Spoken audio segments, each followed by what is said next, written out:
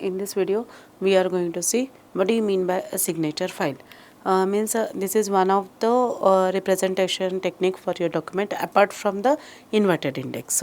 Okay, but when you will see the signature file, you will find out inverted index is having more advantages than signature file, because signature file needs lot of processing. It is not as simple as your inverted index, and even more memory is required to store signature files. Now, one second.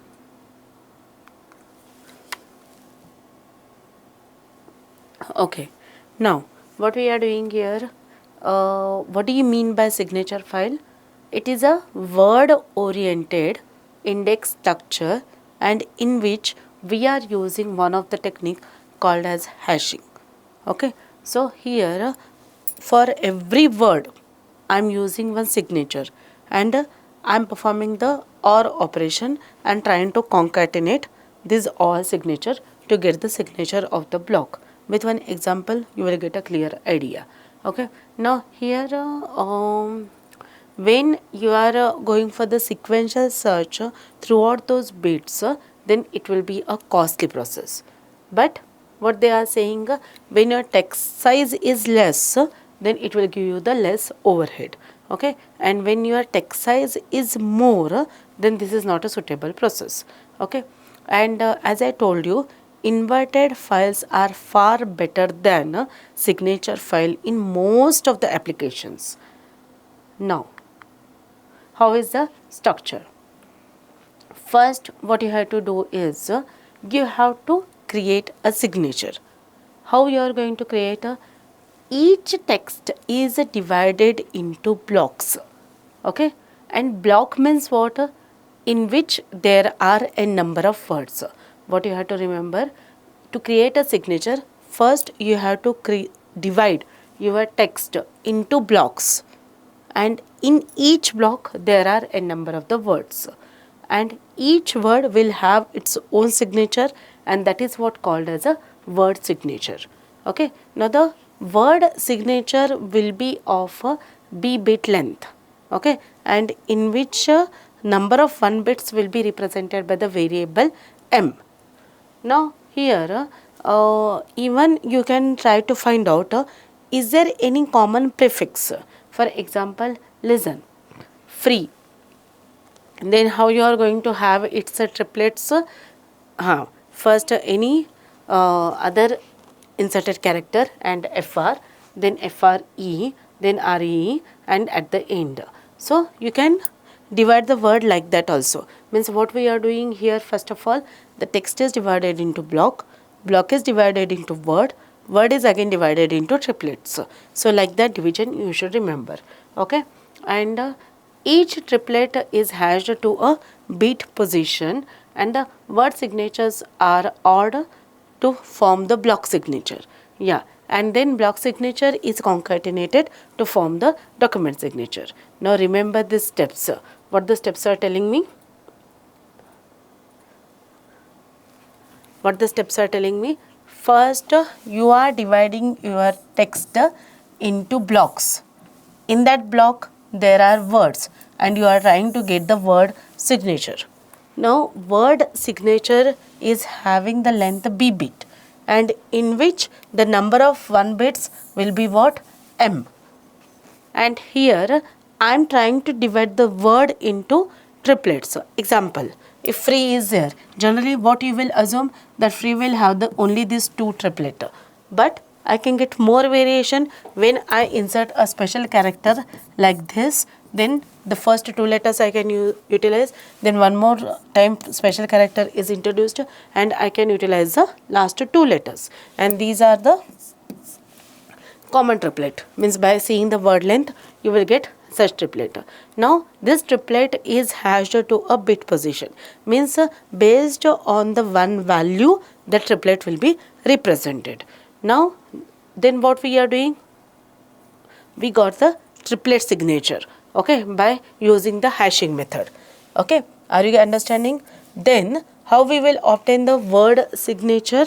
By ORing to form the block signature. Okay, you have to apply which operation? The OR operation you have to apply. Then block signatures are concatenated to form document signature. Here which operation you have to apply? Concatenation operation you have to apply. Okay, now by seeing one example you will understand it more clearly.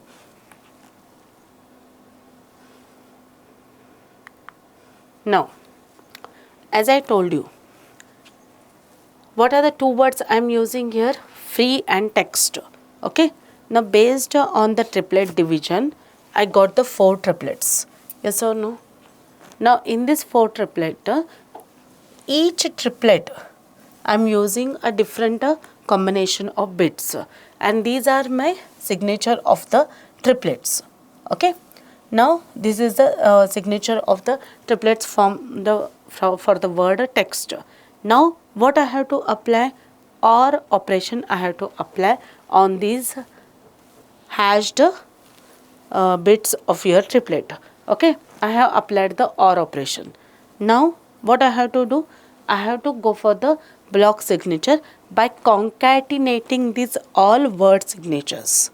Okay, and that will be the signature of that block. Now, this will form only one row of your signature file that you can see here like this. Okay, after concatenating your block word signatures, you will get a block signature. So that will be only one row. Okay, now here what you have to represent is means it is a false hit. The false hit is called as a false drop also. Means what? Block signature is by mistake telling you that the word is part of that block. The word is part of that document. But actually it is not. Means it is a false assumption. So what is the name for that false assumption? That is a false drop or false hit. Okay. Now here, what is the probability of this false drop? How you can find out? The signature is qualified, but in that block the word is not existing. Okay, so that probability if you find out, means how many such false probabilities are there, that you have to find out. Okay, now for a given value of b, the value of m, value of b is what? B is a number of the bits that you are using to represent your block. M is what? The number of ones. Okay, minimizes the false drop probability is such that each row of the matrix contains 1 with the probability of 0.5, and that's why how you can get the formula of a false drop is 2 raised to minus m, where m is the number of ones that are used for your hashing. Okay.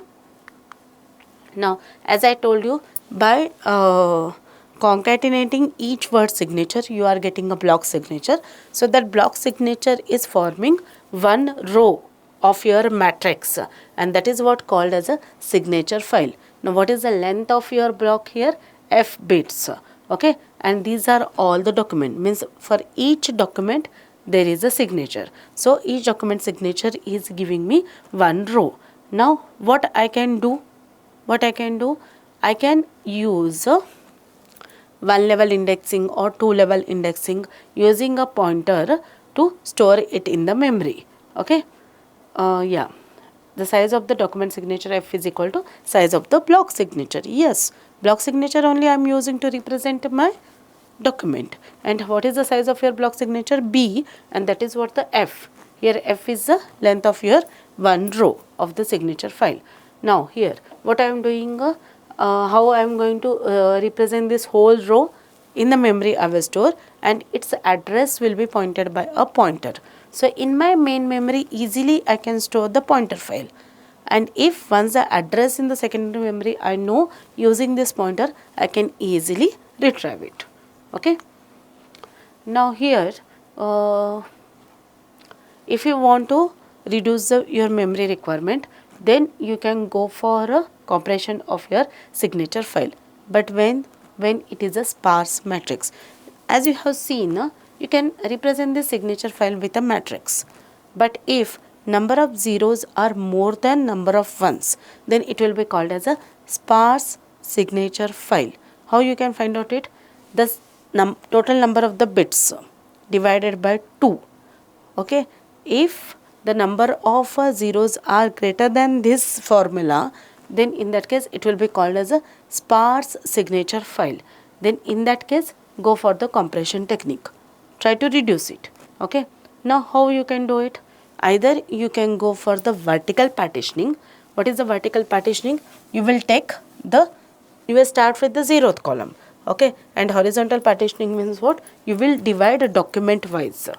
That is what called as a horizontal partitioning. Now what you are doing here in the vertical partitioning, storing the signature matrix column wise. Okay, and that will improve the response time in the expense of the insertion time. Yeah. And what do you mean by the horizontal partitioning? The similar signatures are grouped together. Okay, or what you can do, you can give the same index, okay, to the similar signatures. Now here one more technique, that how you can apply the compression. Compression is applied using run length encoding. Now in run length encoding, here what I am trying to find out, I will concentrate on the position of my 1 bit.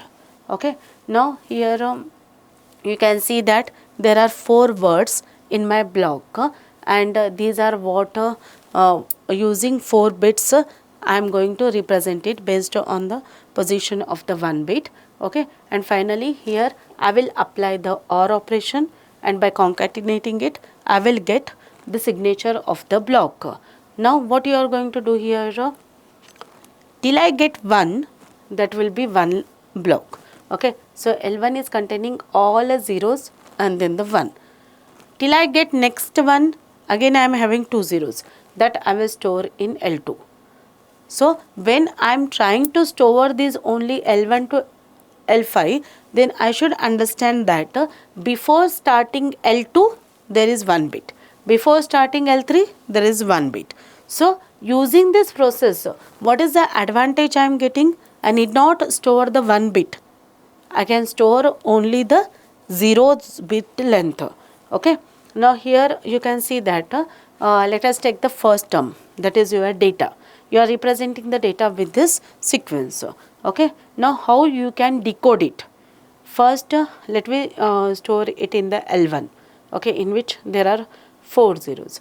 Then go for the L2, in which there are 2 zeros. Then go for the L3, in which there are 6 zeros. Okay, and after this are you able to search the data? No, because here you have applied the L1 to L3 after the OR operation, but here I want to find out the original one.